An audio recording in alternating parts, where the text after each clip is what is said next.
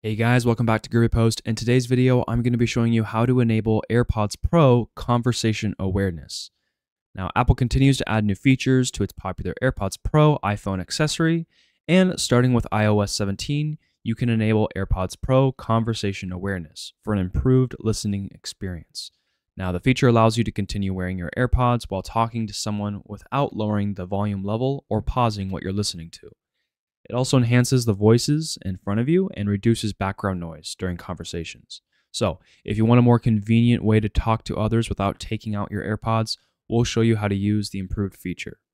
So, to start off, put your AirPods in your ear, and then you want to swipe down from the top right corner of the screen to open the control center. Tap and hold on the volume slider, and then when the volume controls open, tap the conversation awareness button at the bottom of the screen. Once enabled, start speaking, and you'll notice the volume of the audio you're listening to lowers. You'll especially hear the difference with the noise cancellation feature on.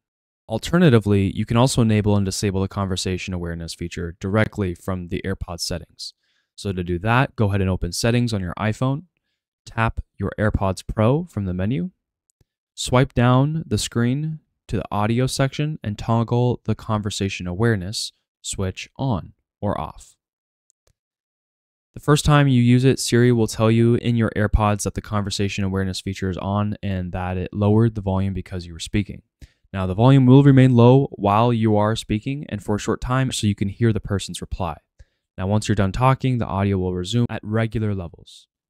And of course, if you don't find it helpful, you may want to turn off the feature, which can be done with a few taps, open a control center, long press the volume slider, and toggle off the conversation awareness button at the bottom.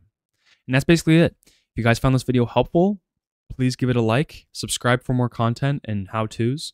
And if you guys have any questions or comments, leave them in the comment section. And as always, I'll see you guys in the next video.